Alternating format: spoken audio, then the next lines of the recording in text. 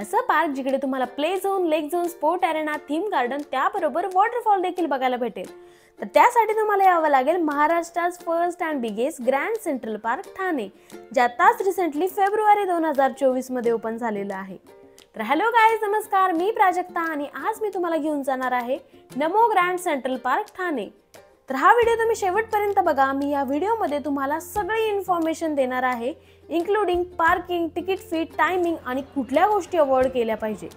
ठाणे स्टेशनला आल्यावर कोशीतला जाणारी कुठली पण बस घ्या, बट मी रिकमेंड करेल की तुम्ही 2 ते 3 लोक असाल तर मीटरने जाणारी ऑटो घ्या। 80 ते 90 रुपये फेर लागतात, पण ती तुम्हाला डायरेक्टली पार्कला पोहोचवते। तर इकडे आल्यावर आता आम्ही तिकीट काउंटरला आलेलो होतो। वीकेंडमुळे खूप जास्त गर्दी होती, कॅश नेणं खूप सोयीस्कर पडलं कारण यांनी कॅशसाठी एक वेगळं काउंटर लावलेलं होतं। आता आपण बोलूया तिकीट विषयी। तर जर तुम्ही तरुण असाल तर वीकडेजला तुम्हाला 20 रुपीज आणि वीकेंडला तुम्हाला 30 रुपीज द्यावे लागतात।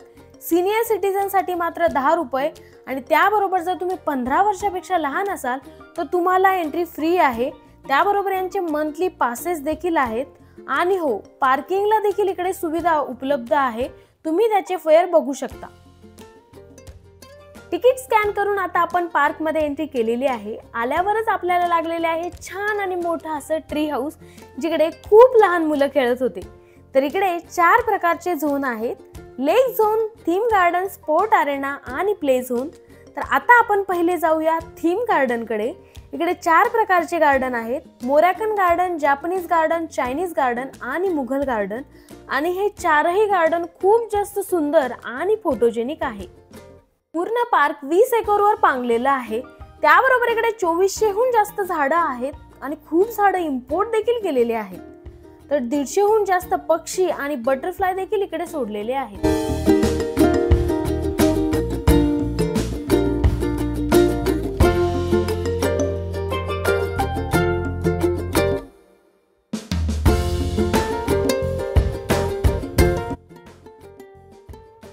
बांबूच्या थीमची छान अशी यांनी एंट्रन्स केलेली आहे। जवळच एक मल्टीपर्पज लॉन देखील आहे।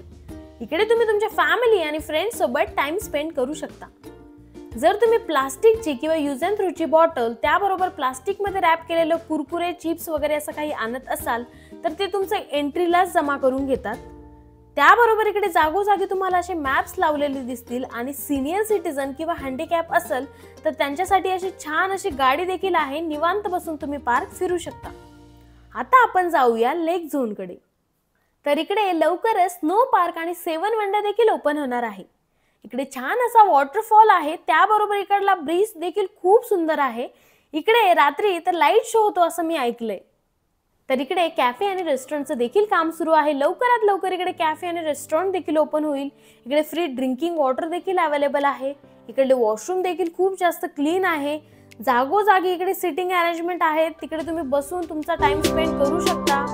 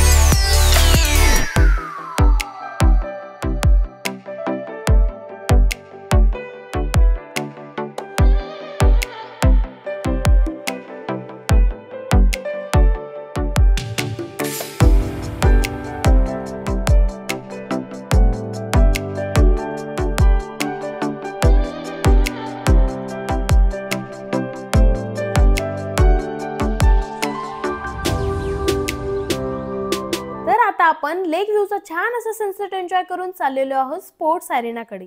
इकडे टेनिस, बास्केटबॉल आणि फुटबॉल कोर्ट देखील आहे। त्याचे सेपरेट चार्जेस आहे, ते तुम्ही काउंटरला किंवा ऑनलाइन देखील चेक करू शकता। इकडे स्केटिंगसाठी स्केट पार्क देखील अवेलेबल आहे। आता आपण जाऊया आपल्या शेवटच्या स्पॉट कडे, म्हणजे प्ले झोन कडे। इकडे प्ले झोन बरोबर फिटनेस स्टेशन देखील आहे। लहान मुलांना खेळण्यासाठी तर इकडे बऱ्याच गोष्टी आहेत, जसं की विक्ट्री हिल, मेज, टोटलॉट, त्याबरोबर स्लाइडिंग, ॲडव्हेंचरस ॲक्टिव्हिटी, क्लिंबिंग एरिया, अशा बऱ्याच गोष्टी आहे आणि वीकेंडला तर विचारूच नका, पूर्ण प्ले झोन गच्च भरलेलं होतं. तर हा होता आपला नमो ग्रँड सेंट्रल पार्कचा व्लॉग. जर तुम्हाला हा व्हिडिओ आवडला तर लाईक करा. जर तुम्हाला काही क्वेश्चन्स किंवा काही सजेशन्स असतील तर ते मला कमेंटमध्ये कळवा आणि अजूनपर्यंत जर चॅनल सबस्क्राईब केला नसेल तर तेवढं करायचं मात्र विसरू नका. भेटूया आपण नेक्स्ट व्लॉगमध्ये नेक्स्ट ठिकाणी. तोपर्यंत बाय बाय.